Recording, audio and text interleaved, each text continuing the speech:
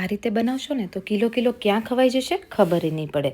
તો અહીંયા આપણે 5 નંગ જેટલા ભાવનગરી મરચાં લઈશું, સાથે 250 ગ્રામ જેટલી ટોટલ બેવ મિક્સ હળદર, આંબા હળદર અને પીળી હળદર લઈશું. હવે એને આ રીતે ઘસીને ધોઈ બીજા પાણીમાં આ રીતે છાલ ઉતારી અંદર રાખી દેવાના બધી હળદરને અને મરચાંને. પછી એને એકદમ સરસ રીતે ધોઈ 5 મિનિટ માટે એને થોડા સેટ થવા દેવાના, એટલે કે થોડા સુકાઈ જાય પછી તરત જ એને આ રીતે લાંબા પીસ કરી દેવાના અને મરચાંને પણ આ રીતે સુધારી દેવાના. તો પછી એને ધોવાની નથી, પહેલાં જ ધોવાની. તો આ રીતે કરવાથી ક્યારેય ફૂગે નહીં વળે અને એવી ને એવી લાંબા ટાઈમ સુધી હળદર આપણી રહેશે.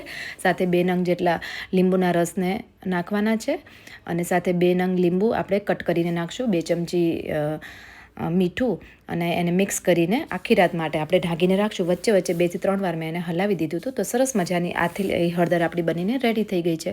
તો આને લાંબા ટાઈમ સુધી તમારે સાચવવા માટે 1 દિવસ બહાર રાખી પછી ફ્રીઝમાં રાખજો, એટલે સરસ મજાની હળદર